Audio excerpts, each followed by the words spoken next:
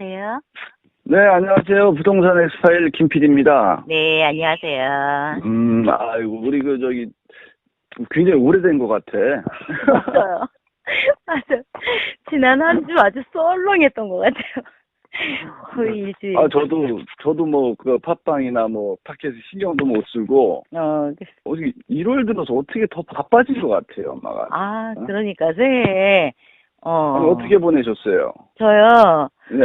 저는 급하게 강의 요청을 받고, 그러니까 하던 거 말고 새로운 거 요청을 받아서 또 급하게 교환을 만들어야 되는 일이었어요. 그래서 이게 요즘은 좀 몸을 사리는데 밤샘 작업을 하다 보니까 너무 힘이 들더라고요. 제가 힘드시죠, 김PD님도 밤샘? 힘들어요. 밤 이제 못 새. 이제 힘들어서. 얼마 전에 페이스북에서 제가 그거 봤어요. 20대와 30대의 차이. 그 네. 중에 하나가 20대는 술 마시고 자면 일어나서 다시 술을 마신대요. 네, 옛날에 그랬죠. 네. 그랬어요? 근데 30대는 하루 밤새서 술 마시면 이틀을 죽는데요. 그러니 저 같은 경우 어떻겠어요? 뭐 이틀만 죽었겠어요. 30대하고 이제 조만간에 저희 더 올라가잖아. 네. 그러니까 진짜 힘들었어요. 아무튼 너무 힘들더라고요. 어쩐지 이제 말하는 칼럼도 이렇게 보내주실 것 같았는데 네. 안 오더라고. 그래서 너무 힘들었어요. 하여튼 전번에도 건강이 안 좋으셔가지고 그래서 저 감은 좀 잡았었죠. 네, 컨디션이 많이 안 좋았어요. 근데 천만 다행인 게 네. 우리 아이들이 네. 다음 주면 계약을 합니다. 그러시구나. 저는 계약은 했어요. 어리잖아. 어린애집, 어린이집간.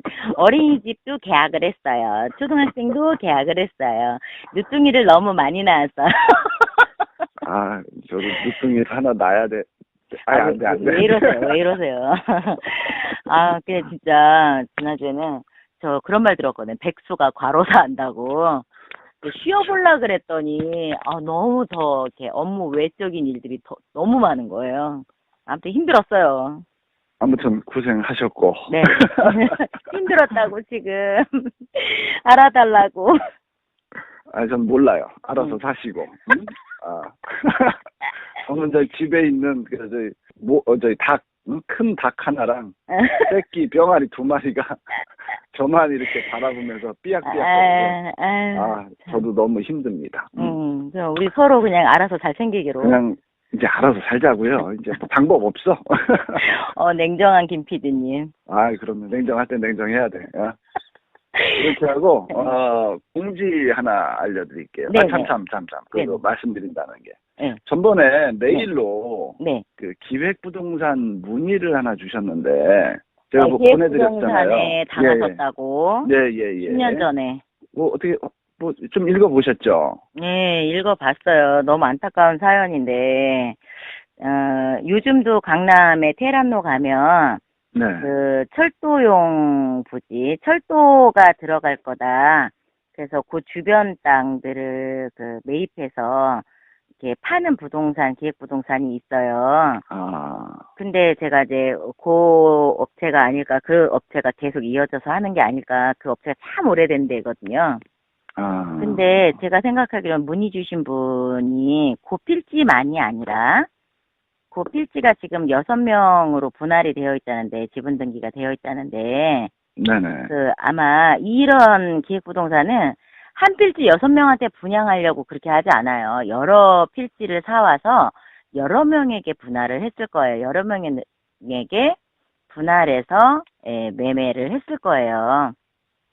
그래서 그 주변 땅들도 제가 그 필지 조사를 충분히 안 해봤는데, 허락하시면 그걸 공개를 해서 주변 땅들, 필지 유사한 지역에 그런 사례가 있는지를 좀 더 모아서 좀 힘을 모아보면 이건 직접 개발도 오히려 전화위복이 될 수 있게 많은 분들이 모이시면 그야말로 이제 조합이 돼서 조합이 돼서 진짜로 개발해 볼 만한 거, 도로에 끼어있는 이제 부지를 추가 매입한다든지 아니면 그 분하고도 연계해서 종합적으로 개발해 본다든지 그럴 그럴 수도 있을 것 같아요. 근데 이제 역사 자체가 거기가 워낙 도심하고 멀리 있는 곳이라, 네. 예, 예, 당장은 뭐 지금 개발 안건이 호재다 이렇게 말씀드리기는 어려운 데예요.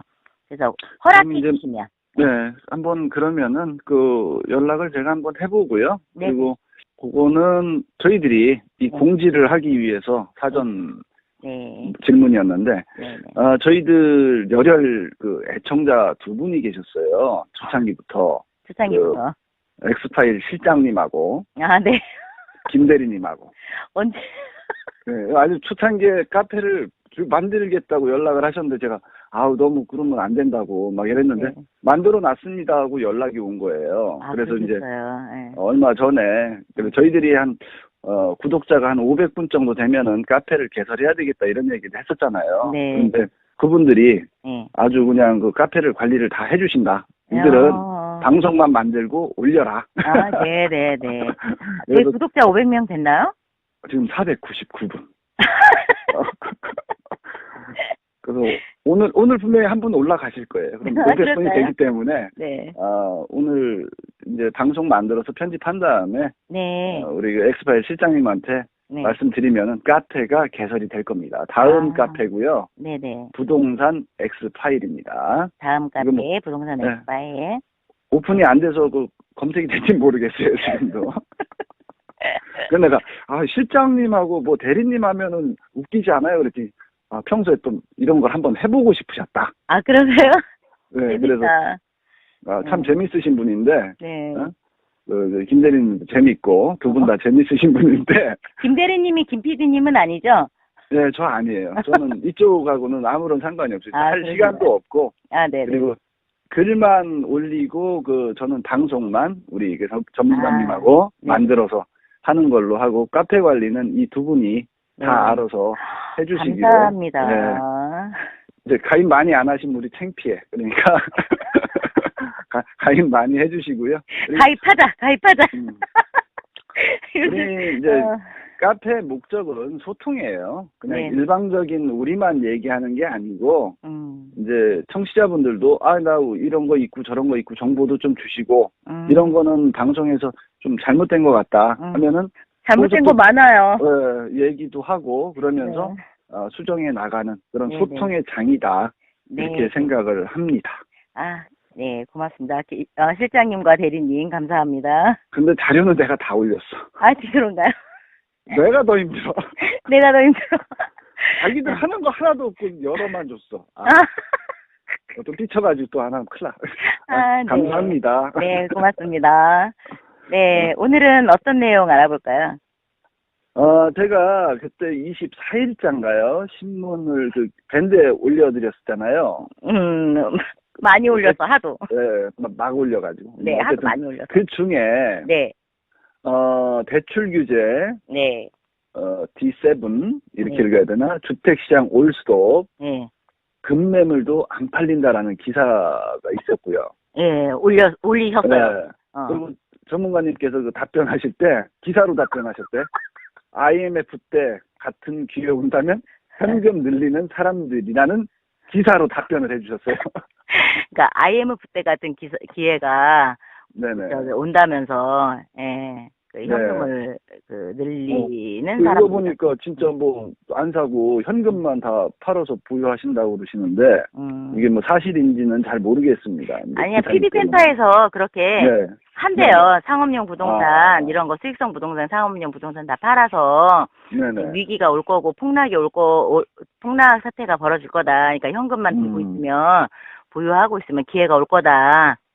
그러니까 IMF 때 그랬잖아요. 다들 막 대출 이자 올라가고 막 이러니까. 그러니까 그때 돈 가진 사람이 돈을 벌었다. 그렇죠. 돈이 돈을 벌죠.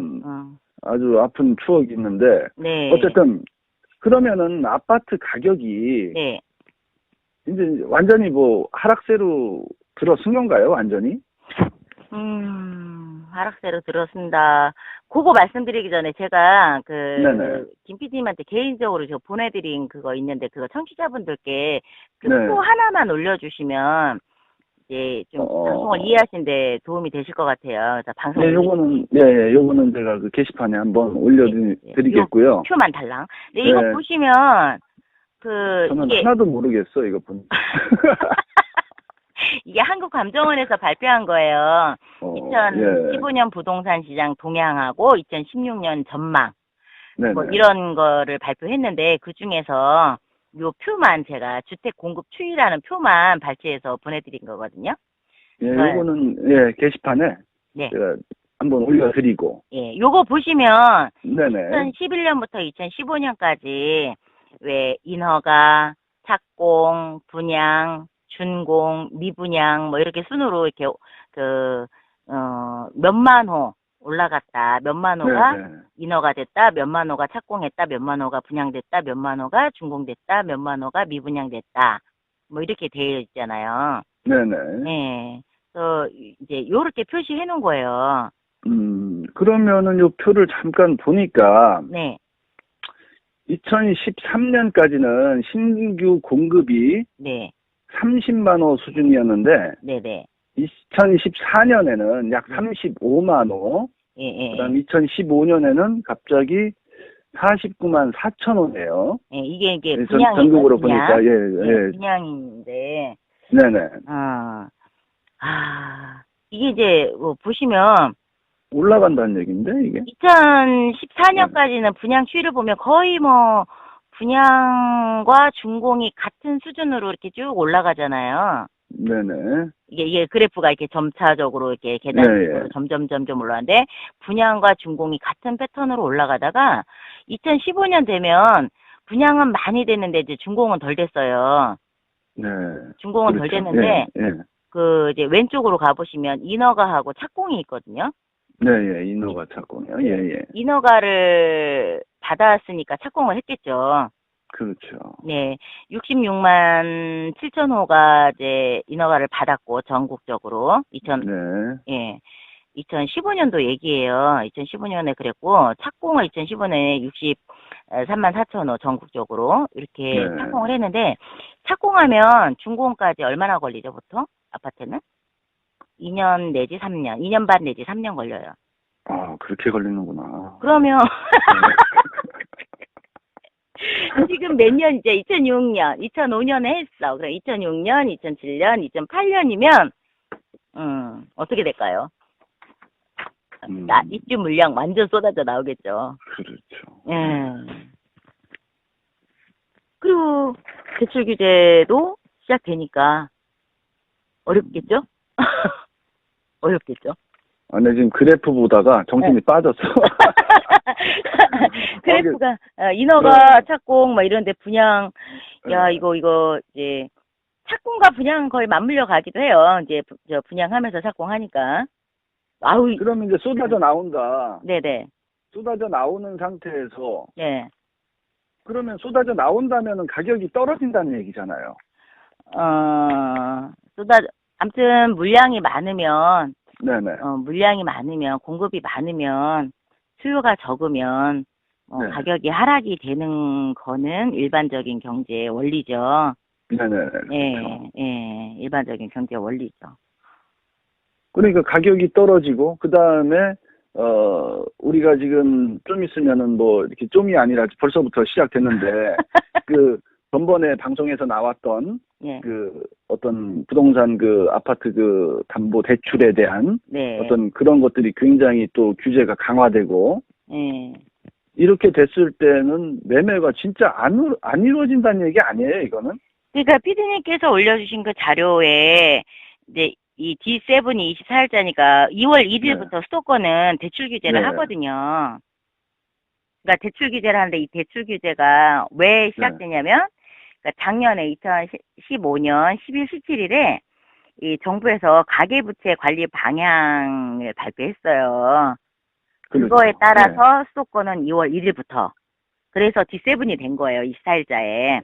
그리고 비수도권은 5월 2일부터 대출 규제를 시작한다고 그래요. 그러니까 뭐 이거 적용은 규제 시작일 이후부터 하겠다 뭐 이렇게 하지만 뭐 규제 시작일 이후 대출분에 대해서라고 아무튼 발표를 했는데 좀 모호하죠. 좀 모호하긴 한데 일단 분양받은 그 주택에 대해서는 중도금 대출을 받잖아요. 분양 받으면 기존에. 네, 그렇죠. 중도금 대출을 받으면 소유권 취득하면 담보대출로 전환하죠. 네. 그래서 그때를 저는 기존 대출로 규제 시작일 이전에 기존 대출로 보겠다는 건지 사실 죄송해요. 제가 이해를 못했어요. 이 발표가. 그러면 기존은 뭐 그렇게 안 하겠다는 건지 하겠다는 건지 저는 사실 이해를 잘 못했어요. 근데 아무튼 대출 규제가 시작되면 거래는 원활하지 않은 거 사실이죠. 아니, 거래가 안 되죠. 예. 당연히. 그것도 대출 못 받는데 어떻게 사고, 그거를. 그러니까 또 더 웃긴 건 이제 네. 예, 저는 그러니까 이거 시점을 어떻게 하겠냐. 규제 시작일 이후 대출분에 대해서부터 규제하겠다라고 했지만 뭐 그러면서 이제 불편이 없도록 하겠다. 자격이 되는 사람이 대출을 못 받는 일이 없도록 하겠다. 뭐 그랬는데 이 말 들으니까 또 이 단어에 또 열받더라고. 자격.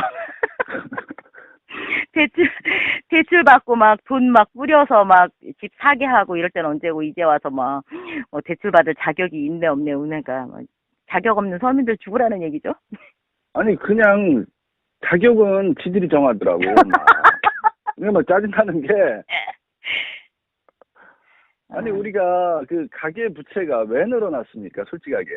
알 사람들은 알잖아요. 그럼요. 네.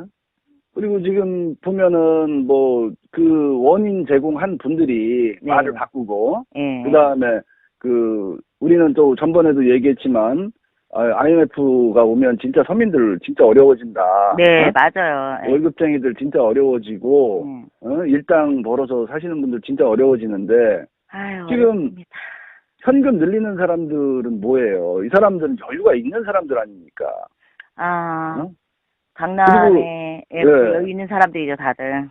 여유가 있으니까 자기들 부동산 팔아갖고 현금 늘리고 이렇게 하는 건데, 그 사람들은 아무런 걱정이 없어요. 근데 갑자기 자격을 운운해요.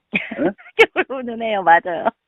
그 자격을 지들이 만들어 놓고 서민들 죽으라고 하고, 그러고 뭐 자격이 어쩌니 저쩌니 하면은, 진짜 저는 이거는 말이 안 나오네.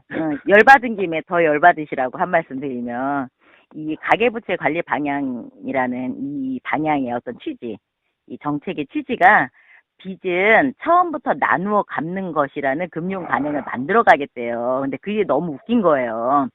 원래 빚지면 처음부터 갚어 나갔잖아요, 우리 원래부터. 근데 막 어느샌가 미친 듯이 그 주택가격 올라가기 시작한 거 생각해 보자고요. 그게 3개월 변동금리로 정말 3개월 변동금리로 대출을 해준 거예요. 싸게, 금리를 싸게. 그러면서 규제 완화해주고 막 서민들도 집 살 수 있게 해주겠다. 모두 전세난에 시달리지 않고 집 사서 전세난에 쫓겨다니지 않도록 하겠다 이러면서 LTV, DTI 규제 막 완화시켜서 더 대출 받고 집 사게 만들어 놓고는 이제 가계부채 관리하겠다고 하면서 대출 규제하는 거죠. 그게 대책이에요. 원래 빚은 처음부터 나누어 갚았어요, 우리가 원래. 그 금융 관행이 바뀌어 지들이 죄송해요. 우리 조심해야 돼. 잘려 또. 금융 관행을 그러니까 돈 놓고 돈 먹기 돈 장사 누가 시작했어요. 누가 내버려 뒀어요. 돈 놓고 돈 먹기 장사하게 누가 내버려 뒀냐고. 아우 진짜 이거 웃긴 거죠. 뭐 대책이야. 아무튼 이게 어떤 책에서 예전에 봤는데 법이라는 게 거미줄 같다고. 약한 사람은 걸리고 강한 사람은 뚫고 간다고. 모든 게 마찬가지인 것 같아요.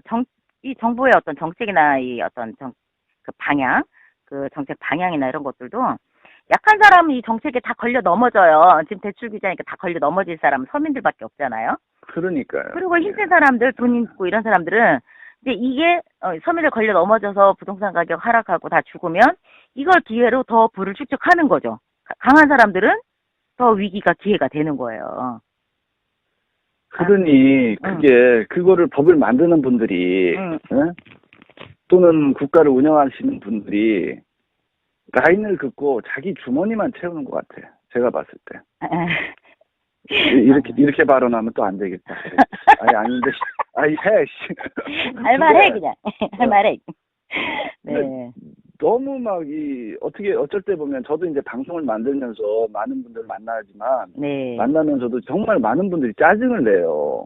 음. 이거는 중심도 없고 구심점도 없고 철학도 없다. 왜냐면 이거는 서민들을 위한다고 앞에 나와서 피켓 들고 뭐하고 하고 뭐 도와주십시오 요지랑 생쇼를 하지만 실질적으로 서민들이 지금 아파하고 있는 게 네. 아니 아파트 사고 싶지 안 사고 싶습니까? 돈이 없으니까 돈을 꿔가지고 사야 되니까. 근데 꿨는데 이자가 많으면은 생활이 안 되잖아요. 이자 내다 보면은. 네네. 상식적이잖아요. 그게.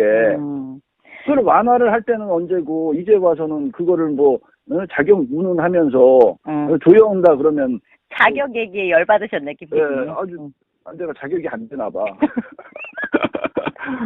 그러니 그러면 우리 서민들은 이제 어떻게 해야 되는 거예요, 이거? 응?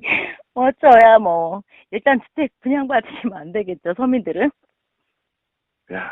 그러니까 제가 무슨 주택 가격 하락에 일조하겠다 이런 취지로 말씀드리는 건 아니에요. 네. 지금 일단 주택 공급이 넘쳐요.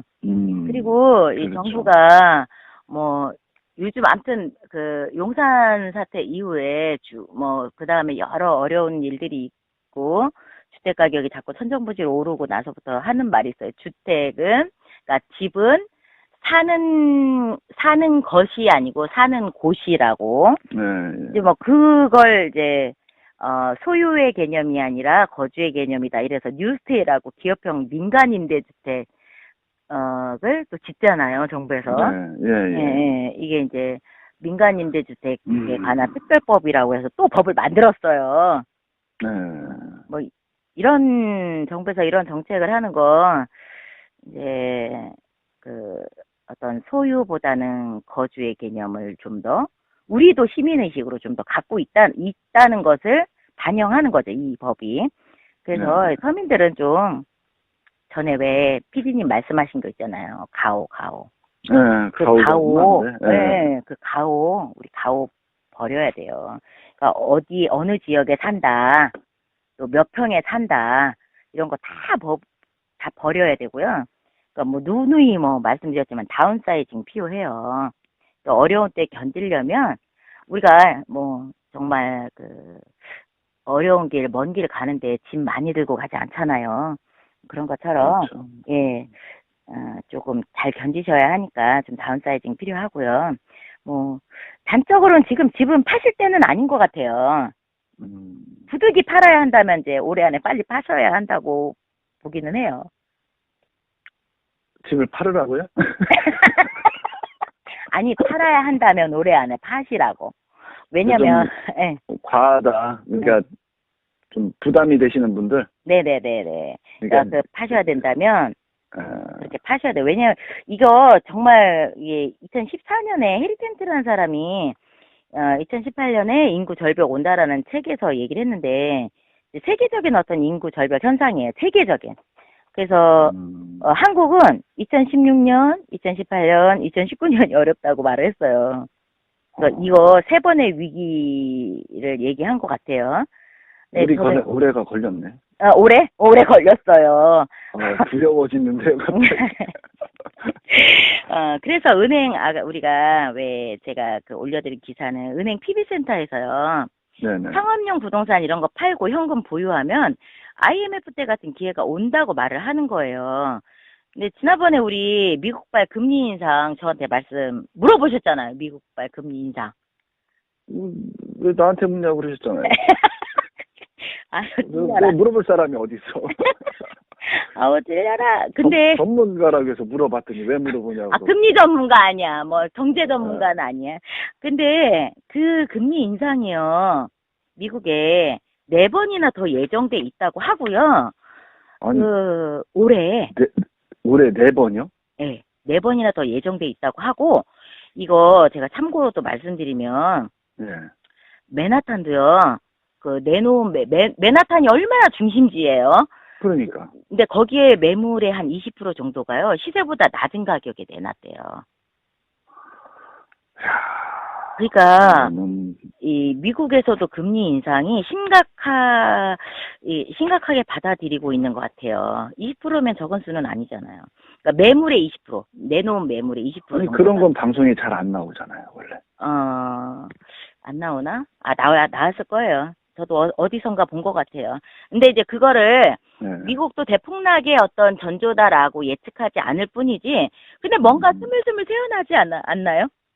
그러니까. 예, 스물스물 새어나오는 거예요. 아, 느낌이 안 좋아요, 느낌이 지금. 느낌이 안 좋아.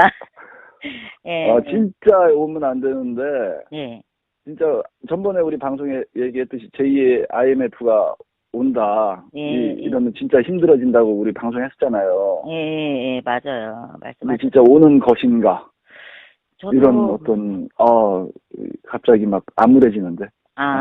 뭐 그래야 돼, 사실은. 근데 상황적으로 지금 이런 거 이제 보면, 이게, 그런 IMF 때 서민들이 그 처했던 현실 있잖아요. 그때 정말 어렵고, 살기 힘들고, 그리고 막, 이제, 그때 너무나, 진짜 힘들어요. 예, 그러면은, 음.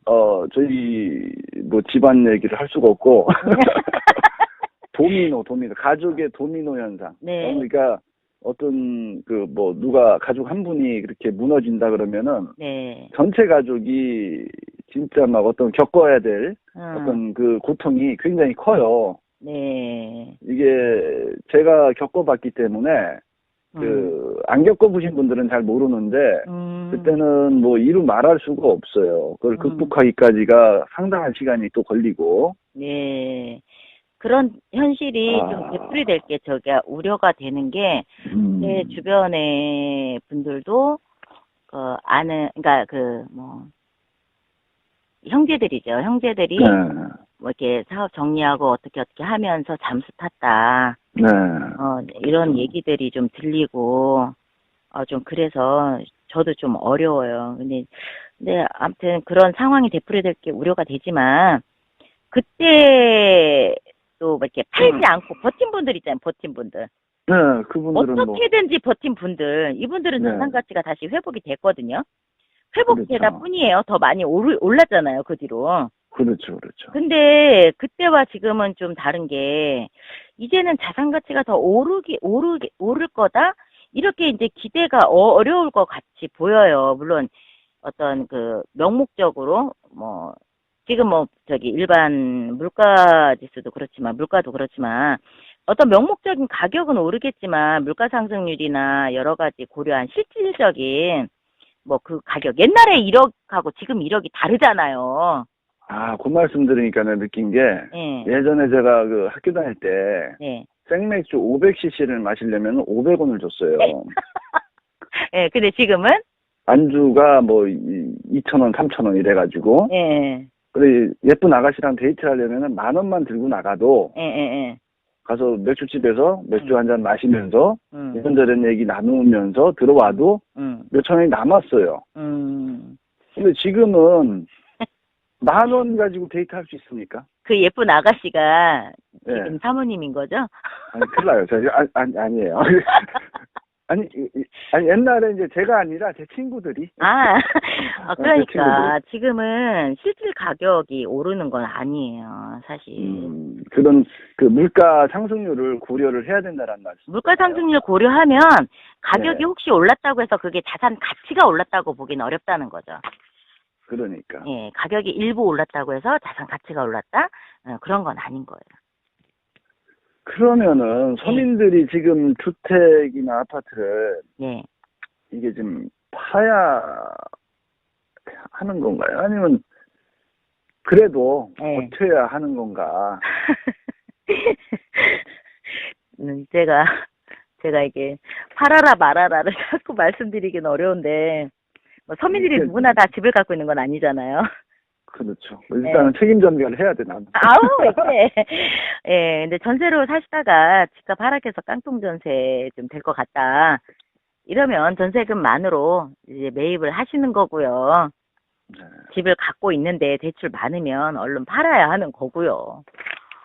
어떡하겠어. 팔아라, 사라 이렇게 말씀드리기는 좀 어렵지만 버틸 수 있으면 버티고, 그러니까 근데 지금 음. 얼른 팔아라야 하는 분들은 빚이 많은 분들이잖아요. 네네네. 그분들은 정말 예, 그 소득이 일정한 분들은 버티셔야 돼요. 그러니까 대출금 빚이 많으신 분들, 근데 중요한 건 뭐냐면은 소득이 일정하신 분은 상관이 없는데 빚이 많아가지고 이자를 많이 내시는 분들. 그래서 이런 분들, 생활이 예, 사는 게 죽는 것만 못하다 이런 분들은 얼른 처분하시고 삶의 질을 생각하시자고요. 삶의 질. 우리가 그거 대출 이자 갚다가 정말 살 힘을 잃어버릴 수 있거든요. 사는 게 뭔지. 근데 중요한 게 뭐냐면은 네. 지금 전번에 기사에서도 봤지만 네. 급매물도 지금 팔리지 않는다면서요. 지금. 금매물도 안 팔린다죠. 네. 근데 이게 네. 이게 뭐 금매물 안 팔린다? 이게 대출 규제를 놓고 그건 기사를 썼는데 대출 네네. 규제를 앞두고 금매물도 안 팔린다 이건데 이런 네. 어떤 대출 규제에 대한 어떤 시장 반응 이런 거는 지금 2월 초에 설 연휴가 있잖아요. 네네. 예, 그 연휴 지나봐야 알 수 있을 것 같아서 제가 지금 말씀드린 건 약간 주제 넘친다? 라고 생각이 되고요. 네네. 뭐 한 가지 말씀드린 거는 예전에 이사철이 봄, 가을이었거든요. 네, 봄, 가을에 많이 가죠. 예. 따뜻한데, 예. 근데 요즘은 최근 그러니까 한참 됐죠. 학군 때문에 요즘 방학 때 이사를 해요. 방학 때 이사를 해야 좋은 학군에 이제 전학을 하거나 입학을 하거나 이럴 수 있거든요. 그걸 시장에서 학군 수요라고 또 얘기를 하더라고. 근데 그 학군 수요도 없다는 거예요. 그러니까 이게 대출 규제 때문일 수도 있어요. 그런데 움직일 여력이 없거나 그런 어떤 움직이는 것에 대한 어떤 기회비용 지출하는 게 어떤 의미가 없는 거라고 판단하셔서 그냥 계시는 게 아닐까 싶기도 하고요. 뭐 제가 아는 분도 뭐 전세를 사시다가 전세금 올린다니까 다른 데 현재 수준의 전세로 이렇게 이사를 하시려고 했는데 그냥 그 전세금 인상하는 거를요 월세로 올려주고 사시기로 했어요. 그냥 이동하지 않고 그냥 네네네네. 계산을 해보신 모양이네. 막 이것저것 들어가고 뭐 이런 거랑. 저한테 상담하셨어요. 네. 알겠습니다. 그건 생각을 못했네. 네. 그럼 이제 슬슬 정리를 해야 될 것 같은데. 네. 그 계속 다운사이징 많이 강조하셨잖아요. 네. 마지막으로 전세금을 인상할 때, 네. 그 집주인이 네. 서민들이 대처해야 될 전략. 전략. 전략이 있어야죠. 싸워서 이겨야 되잖아. 어쨌든 전쟁터잖아. 금리를 자꾸 이제 미국에서 자꾸 금리를 4번이나 예정이 되어 있다니까 좀 염려가 되긴 하는데 보통 전세금 임대인 같은 경우에 전세금 뭐 인상해서 본인 따로 쓸 게 아니라면 월세 받는 게 나지 않을까요? 네, 월세 받는 게 나을 것 같고 약간 시장의 어떤 전월세 전환율이 주택 유형마다 뭐 아파트냐 단독이냐 어떤 빌라냐 다가구냐 뭐 이런 거에 따라 좀 차이가 있긴 한데요. 네. 제가 좀 전에 제가 직접 상담해 드렸다고 하는 사례 있잖아요. 네, 월세. 그러니까 임대인과 임차인의 어떤 합리적인 협상선이 되게 중요한 것 같아요.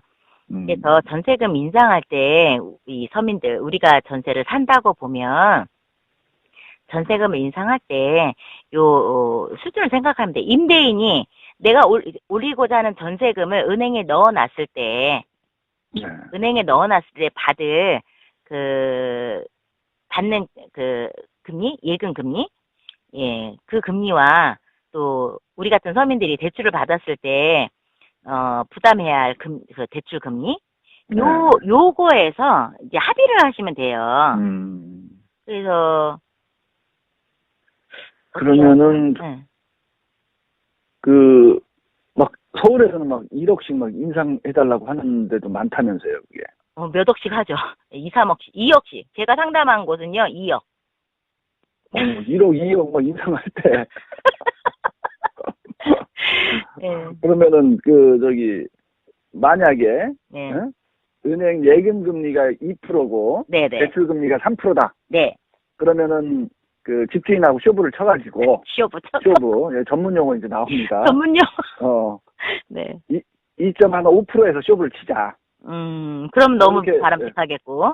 예, 예. 최대 세입자 입장에서는, 대출 받으면 여러 가지 이제 부담이 있으니까, 네네. 3.5%까지는 감안하셔도 돼요. 그래서 요거는 요거는, 이제 예, 왜 이 말씀을 잠깐 드렸냐면은 예. 우리 방송 중에 집주인도 계실 거고 아, 네. 전세를 사시는 분이 갑자기 또 인상을 받으신 분도 아, 통보를 받으신 분도 예, 계실 예, 텐데 예. 머리를 맞대고 같이 네. 네. 집주인하고 한번 허심탄회하게 예. 얘기하셔가지고 이런 부분을 미리 그냥 까놓고 얘기하는 게 낫잖아요. 솔직하게. 아유, 맞습니다. 잔재가리 굴리지 말고 그냥 지금 예금 금리가 이러시고 대출 금리가 이런데 오늘 김 PD님 막 폭탄 전문 용어 많이 나오시네. 아니 그렇게 해야지 네. 진짜 이거 뭐 잔재가리 굴리고 뭐 이런 놈들이 너무 많잖아요. 놈들 또 나왔어, 놈들. 예, 아주 제가 겪은 놈 중에 하나가 예. 잔재가리 아주 엄청나게 굴려요. 그래가지고 진실성이 결여되면요 그 사람이 어떤 얘기를 해도 신뢰를 하지 못하지 않습니까? 그러니까 네. 그 부분에 대해서 말씀을 드리는 건데 네. 이것도 우리가 1억을 인상을 해줘서 못 해줬을 때 네네.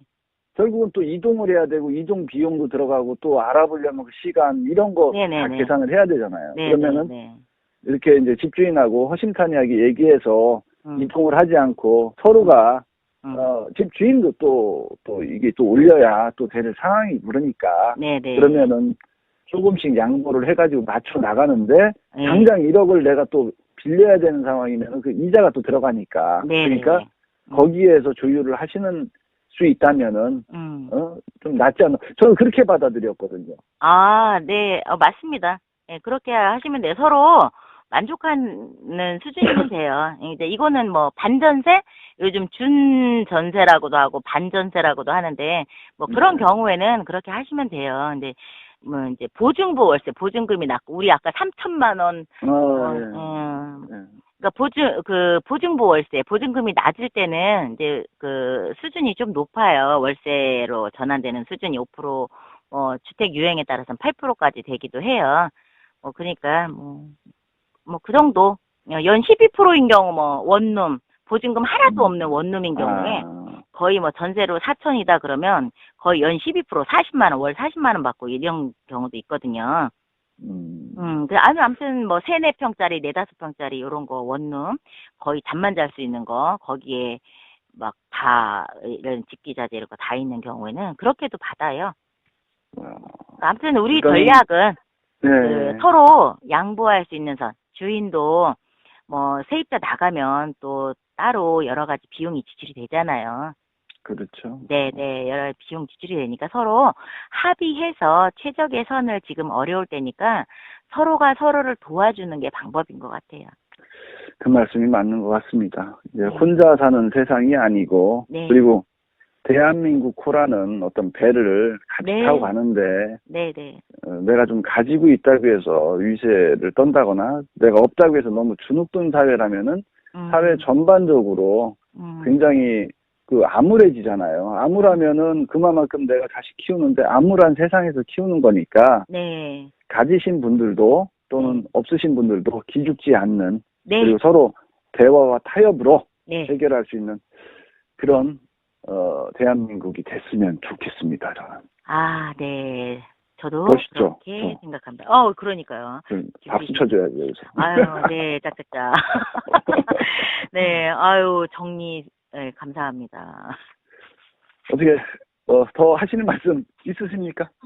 꼭 고문이야. 이쯤 오면 고문이야. 네. 아니, 저는 김 PD님이 너무 정리 잘해 주셨고요.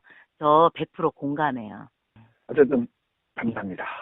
저를 칭찬해 주신 걸로 알고 그리고 마지막으로 저희들 우리 부동산 엑스파일 다음 카페를 개설했습니다. 많은 분들이 질문 또는 저희들이 방송 중에 좀 방송하다 보면 또 오류가 날 수도 있잖아요. 그러니까 이제 우리가 대본 없이 하다 보니까 과감하게 찍어주시고 네. 그러시면은 너희들이 왜 이렇게 흥분했냐 오늘 막 이러면서 질타하셔도 되고 그러면은 저희들이 조금씩 방송을 수준 높게 업그레이드 해나가면서 다시 또 진짜 듣기 편하시게 하는 네. 그런 연습도 좀 하고 이렇게 하겠습니다. 아직 그 방송이 많이 서툴러서 네. 혀가 가끔 제가 꼬일 많이- 때가 있어요. 맞아요. 제가 많이 서툴러요. 정말 적응이 아직도 잘 안 돼요. 저도 많이 서툴러요. 지금 혀가 자꾸 잘 안 돌아. 아, 그래서 발음이 막 베베 꼬일 때가 있고 그러는데 그런 어떤 얘기들을 많이 올려주시면은 저희들이 네. 또 수정하고 네. 고쳐가는 더불어 가는 그런 방송이 되도록 만들겠습니다. 네. 오늘 방송 녹음하시느라 고생하셨습니다. 네. 전화기 좋습니다. 전화기 대고 이렇게 얘기한다는 게 쉽지가 않은데 귀 뜨거워요, 이제. 예, 다음에 더 좋은 방송 위해서 귀 마사지를 많이 해주시고요. 네. 좋은 솔루션입니다. 네네 고생하셨습니다. 네. 수고하셨습니다. 네.